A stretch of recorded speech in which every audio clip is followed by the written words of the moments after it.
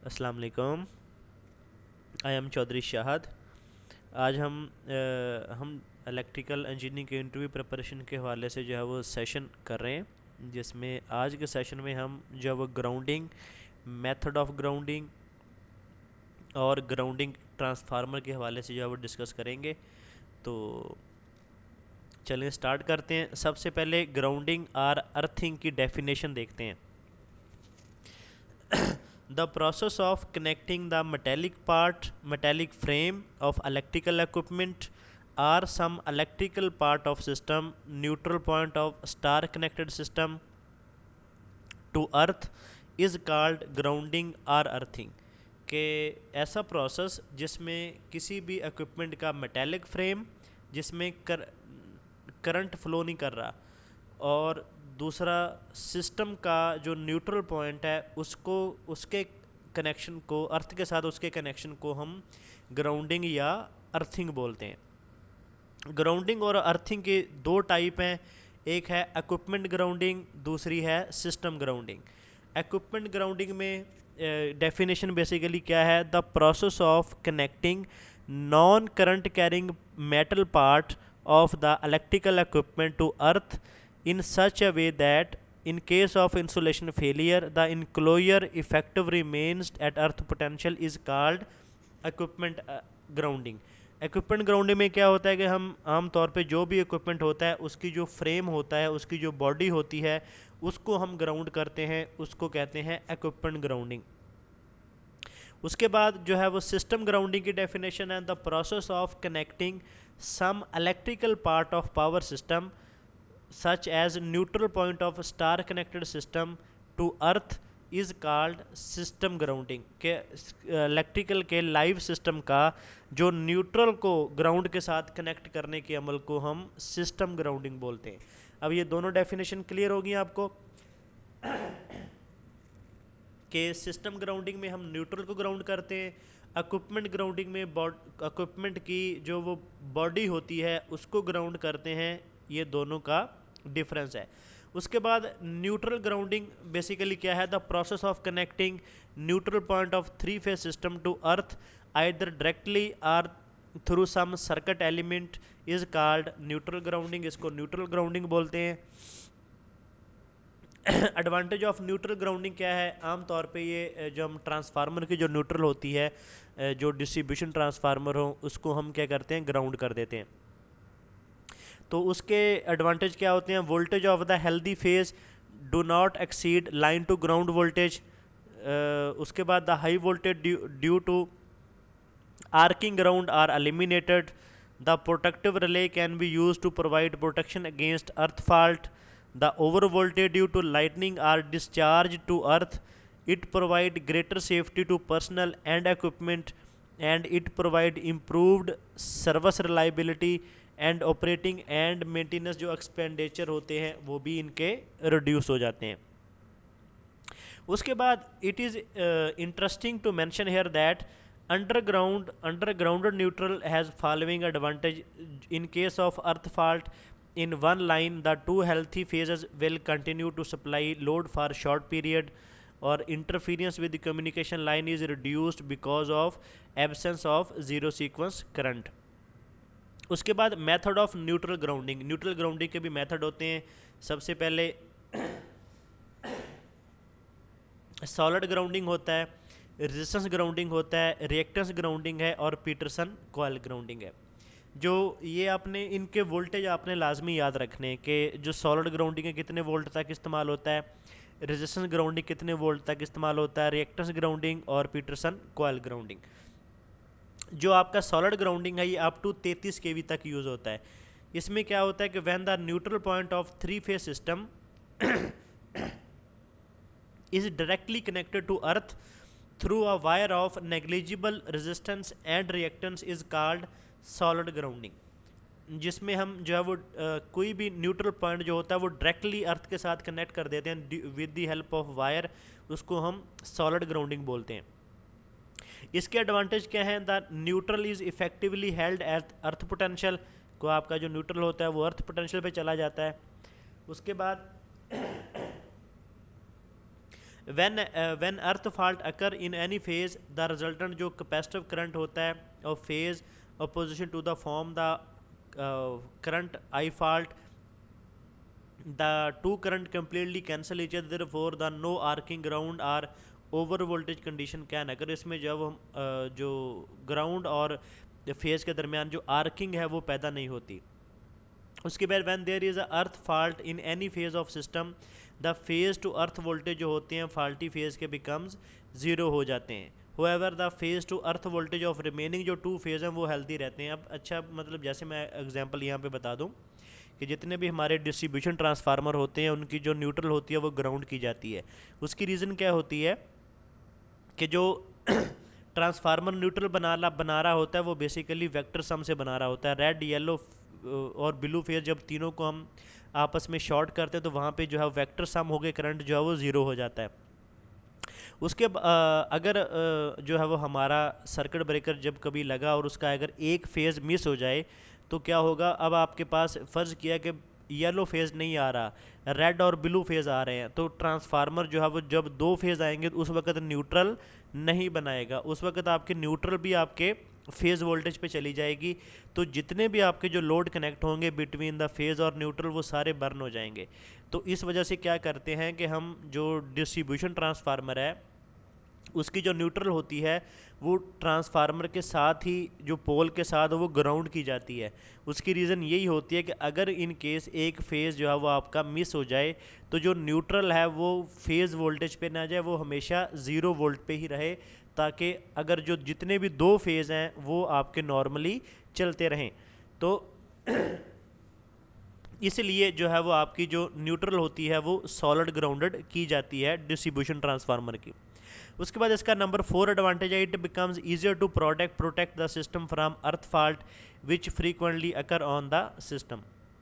इसके भी डिसएडवांटेज हैं। Since most of the fault on overhead system are phase to earth fault the system has to bear large number of severe shocks. The solid grounding result a heavy earth fault current since the fault has to be cleared by the circuit breaker. उसके बाद तीसरा disadvantage है the increase earth fault current result in greater interference in the neighbouring conductor communication line. उसके बाद आपकी जो है वो रेजिस्टेंस ग्राउंडिंग है, ये 2.2 टू 33 kV तक इस्तेमाल होती है। अब when the neutral point of three phase system the three phase generator three phase transformer is connected to earth through a resistance is called, जो है वो ये रेजिस्टेंस ग्राउंडिंग है। जो न्यूट्रल पॉइंट है थ्री फेज ट्रांसफार्मर का, three phase generator का, through resistance हम जब ग्राउंड करेंगे तो उसको हम बोलेंगे रेजिस्टेंस ग्राउंडिंग। जो आपकी रेजिस्टेंस ग्राउंडिंग है ये 2.2 टू 33 kV तक इस्तेमाल होती है। हम एक जो मिस कर गए, ये डिसएडवांटेज ऑफ न्यूट्रल अर्थिंग। अगर हम ट्रांसफार्मर की न्यूट्रल को अर्थ करते हैं इसके डिसएडवांटेज भी है, एक तो इंटरफीरेंस विद कम्युनिकेशन लाइन और दूसरा अर्थ फॉल्ट करंट आपका इंक्रीज करती है, जिसकी वजह से जो सिस्टम है वो आपकी इंसुलेशन वो इफ़ेक्ट होती है। ये यहाँ पे भी हमने डिस्कस कर लिए कि ये एक तो सीवियर शॉक होते हैं, सॉलिड ग्राउंडिंग से अर्थ फॉल्ट करंट इंक्रीज होता है, और उसके बाद ये जो इंटरफीरेंस का मसला होता है यहाँ भी डिस्कस कर लिया हमने। जो रेजिस्टेंस ग्राउंडिंग है ये 2.2 kV टू 33 kV तक इस्तेमाल होती है। इसके एडवांटेज क्या हैं, by adjusting the value of resistance the arcing ground can be minimized. Suppose earth fault occur in phase B, the capacitive current IR and IY will flow through healthy phase red yellow respectively. The fault current IF lag behind the phase voltage of the faulted phase by certain angle depending upon the earth resistance and reactance of the system up to the fault point. उसके बाद इसका है the earth fault current is small due to presence of earth resistance. इसमें earth fault जो है वो हमारा कम हो जाता है, earth fault current. It improve the stability of the system. इसके डिसएडवांटेज क्या हैं, since the system neutral is displaced during earth fault the equipment has to be insulated for high voltages. The system is costlier than the solid grounding system, क्योंकि जो resistance की वजह से जो ये सिस्टम है ये ज़्यादा कॉस्टली होता है। उसके बाद the large amount of energy is produce in the earth resistance during the earth fault, some time it become difficult to dissipate this energy to the atmosphere. उसके बाद रिएक्टेंस ग्राउंडिंग है, ये जस्ट आपकी transform generator में use होती है। In this system reactance is inserted between the neutral and ground. The purpose of reactance is to limit the earth fault current. इसके भी डिसएडवांटेज है। In this system the fault current required to operate the protective device is higher than that of resistance grounding and same fault condition, और high transient voltage appear under the fault condition। उसके बाद arc suppression coil ground या जिसको Peterson coil grounding भी बोलते हैं, इसमें क्या करते हैं कि when the value of inductor of arc suppression coil is such that fault current IF exactly balance the capacitive current IC, it is called resonant grounding या जिसको हम पीटरसन कॉयल ग्राउंडिंग बोलते हैं। इसके एडवांटेज क्या है? The Petersen coil is completely effective in preventing any damage any arcing ground. The Petersen coil has advantage of underground और neutral system. इसके डिसएडवांटेज क्या हैं? Due to varying operational condition the capacitance of network changes from time to time, therefore the inductance L of Petersen coil require adjustment, this line should be transposed. उसके बाद voltage transformer earthing है कि ये भी question interview में अक्सर पूछा जाता है कि जो वोल्टेज ट्रांसफार्मर अर्थिंग क्या है। In this method of neutral earthing the primary of single phase voltage transformer is connected between the neutral and earth, a low resistance is in series with the relay is connected across the secondary of the voltage transformer. The voltage transformer provide high resistance in the neutral earth circuit and operate virtually as a underground neutral system. इसके advantage क्या हैं? The transient over voltage on the system due to switching and arcing ground are reduce. It this type of earthing has all advantage of underground neutral system, the arcing grounds are eliminated. और इसके disadvantage क्या है? When earth fault occur on any phase the line voltage appear across the line is earth capacitance. And दूसरा disadvantage क्या है? The earth neutral act as reflection point of travelling wave through the machine winding. और सबसे important topic इसका है grounding transformer का, कि पूछा जाता है कि what is grounding transformer. When we some time have to create neutral point 3 phase 3 wire system to change into 3 phase 4 wire system. Basically जो ग्राउंडिंग ट्रांसफार्मर है ये डेल्टा कनेक्शन ट्रांसफार्मर में जो न्यूट्रल जनरेट करने के लिए इस्तेमाल किया जाता है। मतलब 3 फेज 3 वायर सिस्टम को 3 फेज 4 वायर सिस्टम में कन्वर्ट करने के लिए इस्तेमाल किया। This can be done by means of grounding transformer.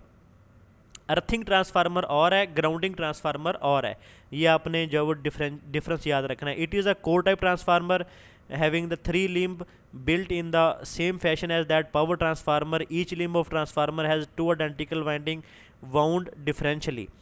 और उसके बाद under normal operating condition the total flux in each limb is negligible small, therefore transformer draw very small magnetising current. अच्छा, the use of grounding transformer is to create neutral point. If we connect a single phase load between the one line and neutral, the load current I divide into 3 equal current in each winding. Because of current are equal, the neutral point stay fixed and the line to the neutral voltage remain the balance. अब यहाँ पे क्या होता है कि जब हम जो है वो किसी एक लाइन और जो हमारे ग्राउंडिंग ट्रांसफार्मर की न्यूट्रल है इसके दरमियान जब लोड कनेक्ट करते हैं, जो करंट होता है वो इक्वली जो वो 3 फेजेस में डिवाइड होता है और इस वजह से आपका जो लोड है वो कंटिन्यूसली चलता रहता है। In practice the single phase load are distributed are evenly possible between the 3 phase and neutral so that unbalance load current is relatively small. The impedance of grounding transformer is quite low, therefore when line to earth fault occur, the fault current will be quite high. The magnitude of fault current limited by inserting a resistance in the neutral circuit. Under normal condition, only iron loss will be continuously occurring in the grounding transformer. तो basically जो grounding transformer है ये earthing के लिए इस्तेमाल नहीं होता, ये बेसिकली एक न्यूट्रल 3 फेज 3 वायर सिस्टम को 3 फेज 4 वायर सिस्टम में जो है वो कन्वर्ट करने के लिए इस्तेमाल होता है। और जो आपका अर्थिंग ट्रांसफार्मर है ये आपका वोल्टेज ट्रांसफार्मर अर्थिंग है, ये आपका जो ट्रांसफार्मर है ये आपके सिस्टम को जो है वो अर्थ करने के लिए इस्तेमाल होता है। ये दोनों आपने डिफरेंस याद रखने। तो ये था हमारा जो ग्राउंडिंग के हवाले से जो लेक्चर है। तो अगर आपको वीडियो अच्छी लगी हो तो वीडियो को लाइक करें, शेयर करें और चैनल को सब्सक्राइब कर लें। ताकि आने वाली वीडियोस का नोटिफिकेशन आपको मिल सके।